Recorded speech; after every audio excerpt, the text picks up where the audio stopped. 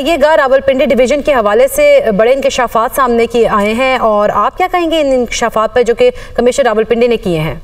तो ये है कि ये एक प्लानिंग है, एक साजिश का हिस्सा है कमिश्नर साहब की ये स्टेटमेंट। कल मेरे साथ ये मौजूद थे कमिश्नर साहब, बल्कि उन्होंने मुझे एक मीटिंग ऑफर की। उस मीटिंग में मैं बैठा हुआ था जिसको ये चेयर कर रहे थे सॉलिड वेस्ट के ऊपर, और बड़ा खुशी खुशी इन्होंने मुबारकबादें दी हैं। दूसरी बात यह है कि इनका कोई आईनी और कानूनी रोल इस इलेक्शन में नहीं था। ये किसी जगह के ऊपर भी आप ज़हन में रखें कि आरओ नहीं थे, ये डिप्टी डीआरओ नहीं थे, और इनको कैसे एक्सेस मिल गई जहां इनको पता चला हो कि यहाँ ठप्पे लग रहे हैं और ये हम लगा रहे हैं, ये फलां कर रहे हैं। जो मेरी मालूमात है, इनको फैमिली की तरफ से कोई प्रेशर आया है। उस फैमिली प्रेशर में इनके कोई बच्चे बाहर हैं, शायद उधर से कोई प्रेशर है। और चूंकि ये पाकिस्तान को इस वक्त अदम इस्तेहकाम की तरफ धकेलने की ये साजिशें हैं। ये जो बात हो रही है, जिन्होंने इलेक्शन जीता है केपीके के अंदर, वो भी ये चाहते हैं कि मुल्क में अदम इस्तेहकाम पैदा किया जाए। उनकी नजर में पाकिस्तान कोई मानी नहीं रखता। ये बात मैं आज की नहीं कह रहा, ये बात मैं पिछली 2013 से कह रहा हूँ कि बाकायदा एक एजेंडे के तहत तहरीक इंसाफ को यहाँ प्रमोट किया गया है, और आज ये बयान भी उसी कड़ी का एक हिस्सा है। ये 10 दिन बाद जमीर जागना, 18 तारीख की आपकी रिटायरमेंट है। सुबह आपने खुदकुशी करनी थी, फिर आपने सोचा नहीं प्रेस कॉन्फ्रेंस करते हैं। वाह क्या बात है, ऐसी खुद। तो ये 12 घंटे में कैसे आपने तब्दील कर लिया अपना फैसला? कल 6 बजे तक तो आप मेरे साथ थे। हनीफ अब्बासी साहब, NA-56 रावलपिंडी से आप जो है वो जीते हैं, कितनी लीड से जीते हैं आप?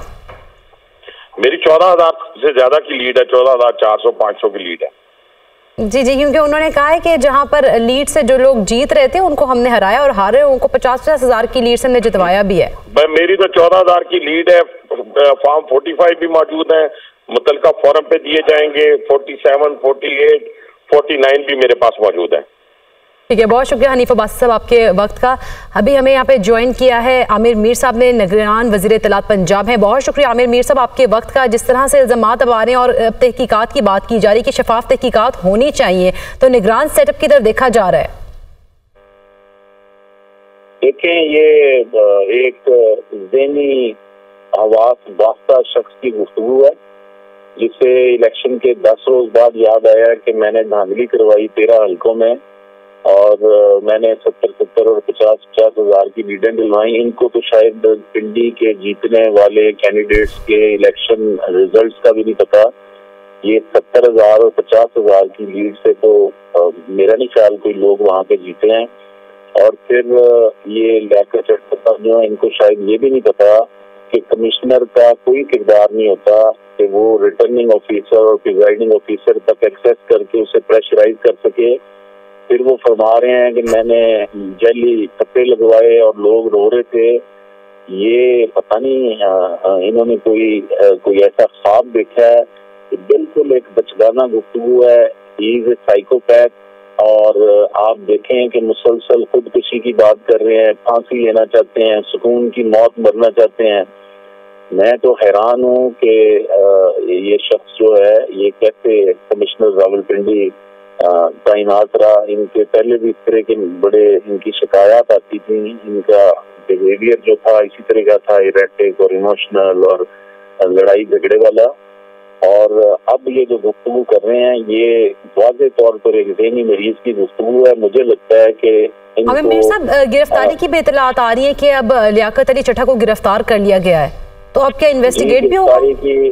गिरफ्तारी की ऑफर तो उन्होंने खुद की थी, और इनको वैसे भी फौरी तौर पर वाक़ई तहवील में लेना चाहिए। एक साइकोपैथ जो है वो खुद को भी नुकसान पहुंचा सकता है, जैसा कि वो बार बार बता रहे हैं कि मैं खुदकुशी का सोच रहा था। आज सुबह इलेक्शन के 10 रोज बाद इनका ज़मीर जागा है, या किसी ने इनको कोई चूरन बेचा है कि आप उनको 13 मार्च को रिटायर हो रहे हैं, रिटायरमेंट में 3 हफ्ते बाकी हैं, तो पोस्ट रिटायरमेंट आपका कैरियर बनवा देते हैं। तो ये इनकी सियासी हमदर्दियां जो हैं वो तो थी, लेकिन ये अब जिस एजेंडे पे चले हैं ये बड़ा खतरनाक एजेंडा है। इनको तहवील में लेके सबसे पहले तो इनका जो है साइको एनालिसिस होना चाहिए। इनको किसी साइकियाट्रिस्ट के पास ले जाया जाए कि ये क्या गुफ्तगू कर रहे हैं। अचानक इनको 10 रोज बाद ये ख्वाब कैसे आ गया मैंने इलेक्शन में धांधली करवाई है, जबकि कमिश्नर का कोई किरदार होता नहीं इस सारी एक्सरसाइज में। ठीक है मीर साहब, लेकिन जिस तरह के इंकशाफात सामने आए हैं तो अब निगरान सेटअप क्या लाएहमल इख्तियार करेगी, किस तरह से इन्वेस्टिगेट किया जाएगा? देखें, इंकशाफ होता है हकीकत पर मबनी।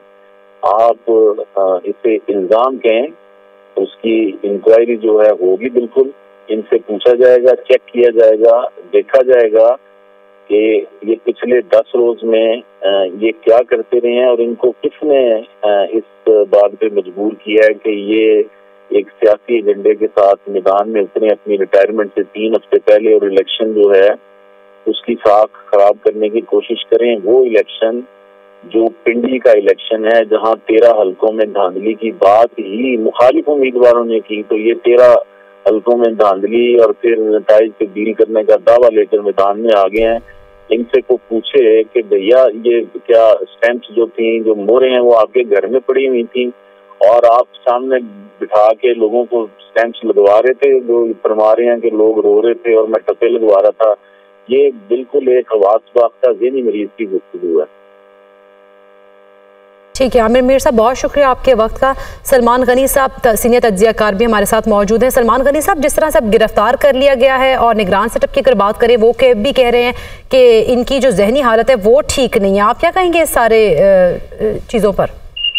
देखिए, मैंने इसीलिए आपसे पहले भी कहा था कि ये ग्रेड 20 के एक सीनियर ऑफिसर है और उनके इल्जामात जो उन्होंने आयद किए हैं उनको संजीदगी से लेना चाहिए। बिल्कुल, अगर उन्हें सेफ कस्टडी में लिया गया है तो उनका मेडिकली भी देखा जाएगा और ये भी देखा जाएगा कि उनको इस तरह की डायरेक्शन किसने दी है और बराह रास्त से क्या ये कोई रिटर्निंग ऑफिसर थे, कमिश्नर रावलपिंडी थे, इन्होंने किस किस को क्या क्या हदायत की है। ये बड़ा संजीदा इशू है, इसलिए कि पाकिस्तान के अंदर पहले ये कैफियत तारी हुई है। 8 फरवरी के इंतखाबात के बाद कोई एक पोलिटिकल पार्टी ऐसी नहीं है जो इंतखाबी नताइज पर मुतमिन हो, सब एक दूसरे पर इल्जामात लगाते नजर आते हैं। और दुनिया के अंदर जो जमहूरी मुआशरे हैं वहाँ के इलेक्शन कमिश्नर बाख्तियार होते हैं, वो जवाबदेह होते हैं, लेकिन पाकिस्तान के अंदर जो सूरत हाल तारी हुई है, एक दफा भी पाकिस्तान के चीफ इलेक्शन कमिश्नर कौम के सामने नहीं आए, उन्होंने आकर इन तहफ़्फ़ुज़ात को दूर करने की कोशिश नहीं की। देखिए, बात है कि ये सारा मामला तो कमिश्नर साहब की तहकीकात के साथ से सामने आ जाएगा, लेकिन मैं समझता हूँ कि पाकिस्तान के चीफ इलेक्शन कमिश्नर को इन सारे इल्जामात पर जवाबदेह होना चाहिए, प्रेस कॉन्फ्रेंस करनी चाहिए और बताना चाहिए कि सारी सूरत हाल क्यों कर तारी हुई, किसकी वजह से तारी हुई और कौन से लोग हैं जो इस सारे मामले को इशू बनाने की कोशिश कर रहे हैं। देखिए, मामला बड़ा सीधा साधा है। फॉर्म 45 पे इलेक्शन हमेशा रिजल्ट सामने आते हैं। ये तो ऐसे लगता है जैसे फॉर्म 45 और फॉर्म 47 का आपस में मुकाबला शुरू हो गया और हर आदमी इलेक्शन के नताइज पर तहफ़्फ़ुज़ात जाहिर करता नजर आ रहा है। दुनिया के अंदर इंतखाबात जो होते हैं मुल्कों के अंदर इस्तेहकाम लेके आते हैं।